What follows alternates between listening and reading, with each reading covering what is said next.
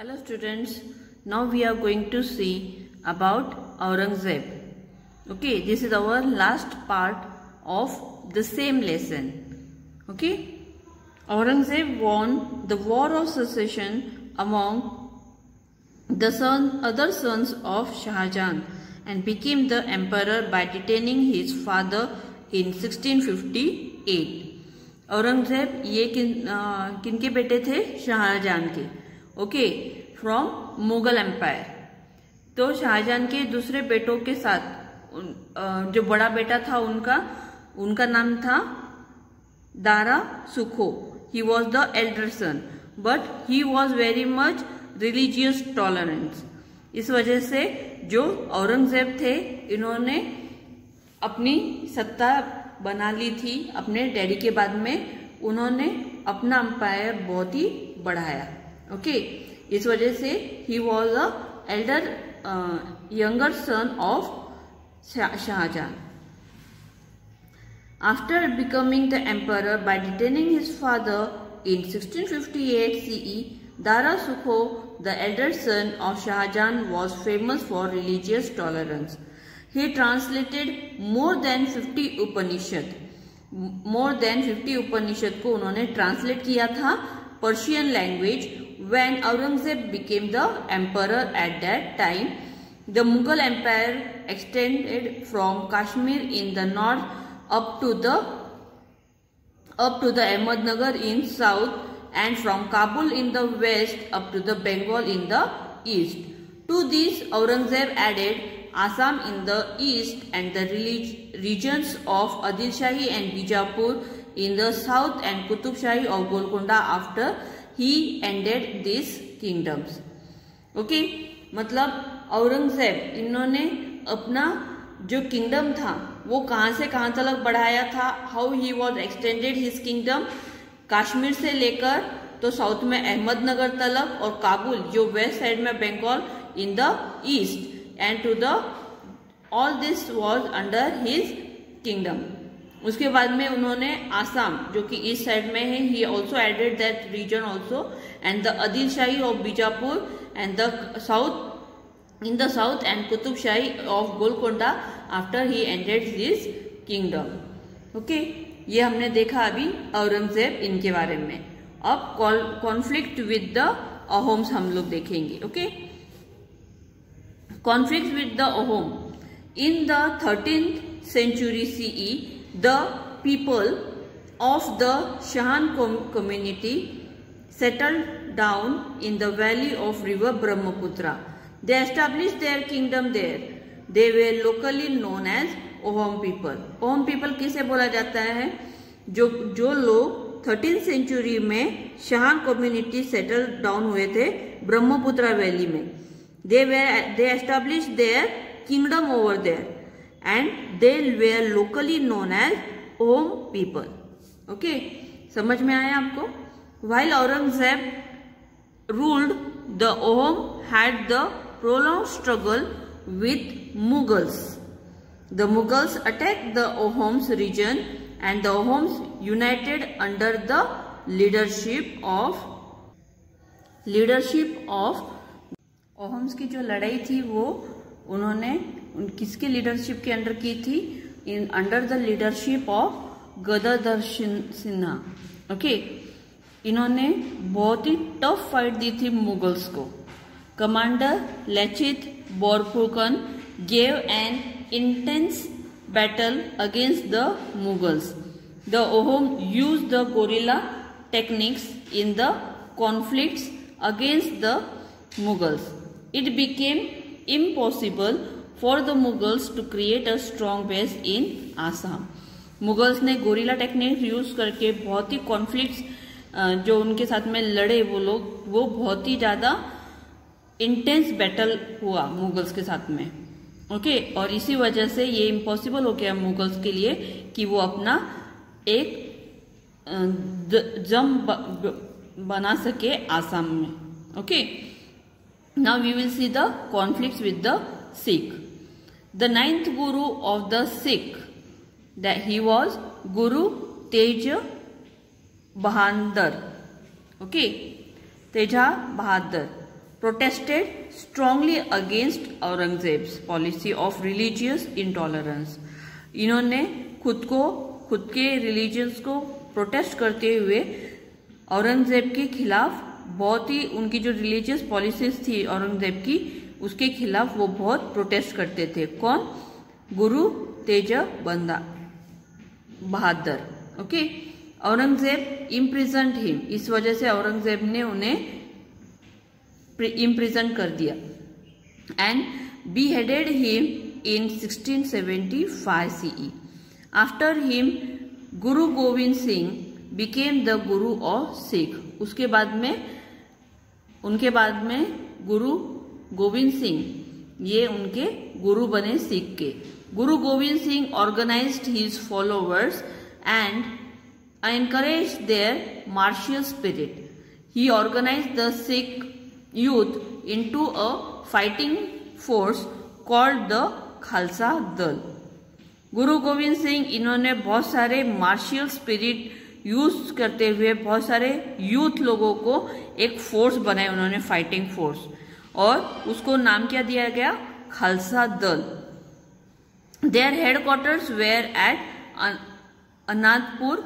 Aurangzeb send his army to fight the Sikh लोगों से fight करने के लिए औरंगजेब ने अपनी आर्मी भेजी, but his army attacked Anantpur. Although the Sikh fought fiercely, they did not succeed. After that Guru Gobind Singh came to the Deccan in 1708. There was an attempt on his life when he was at Nanded.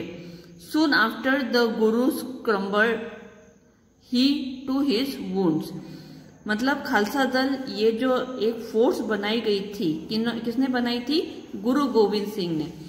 बहुत सारे youths को इकट्ठा करके उन्हें martial arts वगैरह सिखाकर उन्होंने एक जो ग्रुप बनाया था फाइटिंग के लिए, वो था खालसा दल। और उसका जो हेडक्वार्टर था वो कहाँ था? अनादपुर में। ओके, उनसे लड़ने के लिए औरंगजेब ने अपनी आर्मी भेजी। उन्होंने बहुत टफ फाइट की सिख लोगों ने उनके खिलाफ, बट वो नाकामयाब रहे। और उसके बाद में वो गुरु गोविंद सिंह ये गुजर गए when he was at Nanded, and soon the Guru scrambled to his wounds. Now we will see conflicts with the Rajputs. Akbar has secured the cooperation of Rajputs with the policy of amicable relations. Aurangzeb could not obtain the cooperation of Rajputs. Akbar ये राजपूतों के cooperations चाहते थे, लेकिन वो हासिल नहीं कर पाए because of amicable relations with them. After the death of Rana Jaswant Singh of Marwar, Aurangzeb annexed his kingdom to the Mughal empire. Rana Jaswant Singh को डिफीट करने के बाद, वो मरने के बाद मारवाड़ के जो थे उन्हें डिफीट करने के बाद Aurangzeb annexed his kingdom to the Mughal empire. And Durgadas Rathore he was crowned Jaswant Singh minor son Ajit Singh as the king of Marwar. Durgadas Rathore इन्होंने अपने छोटे बेटे Jaswant Singh, he was the minor son of Ajit Singh, he was the, after that he became the king of Marwar. Durgadas Rathore fought hard against the Mughals. Mughals के खिलाफ ये बहुत tough fight उन्होंने दी, वो भी बहुत लड़े. Aurangzeb send prince Akbar to Marwar to crush the resistance of Durgadas. Prince Akbar joined hands with Rajput and rose the revolt against Aurangzeb. An effort was made to seek help from the Marathas in the Maharashtra. In this revolt, Durgadas Rathod continued this struggle against the Mughals for the existence of Marwar. Now we are seeing about the conflicts with the Rajput. Mughals की जो conflict हुई थी राजपूत के साथ में, उसके बारे में हम लोग इसमें देख रहे हैं. औरंगजेब ने बहुत से कॉपरेशन करना चाहा राजपूत उसके साथ में, लेकिन उसकी जो पहले के डीड्स थे उस वजह से वो उनके साथ में कॉपरेशन नहीं मिल पाया. He was not able to obtain the cooperation of Rajput. उसके बाद में क्या हुआ, डेथ ऑफ राणा जसवंत सिंह और ऑफ मारवाड़. तो औरंगजेब ने अपना हक जमा लिया, मुगल्स एम्पायर में उसको इंक्लूड कर लिया. किसे, मारवाड़ को. Durgadas Rathore, he was crowned Jaswant Singh minor son Ajit Singh. Durgadas was उनके जो छोटे बेटे थे अजीत सिंह, उसे उन्होंने अब मारवाड़ का किंग बनाया था. Durgadas Rathore fought hard against the Mughals, but Aurangzeb sent the prince Akbar to Marwar to crush the resistance of Durgadas. Durgadas की पूरे लोगों को उन्हें क्रश करने के लिए उन्होंने प्रिंस अकबर को वहां पर भेजा था. Prince Akbar join hands with Rajput and rose in revolt against Aurangzeb. Akbar इन्होंने राजपूत के साथ में हाथ मिला लिया और औरंगजेब के खिलाफ हो गए. An effort was made to seek help from the Marathas. अब उनके पास में सिर्फ एक ही ये था कि वो मराठास के साथ उनकी हेल्प ले. In this revolt, Durgadas Rathod continued his struggle against the Mughals for the existence of Marwar.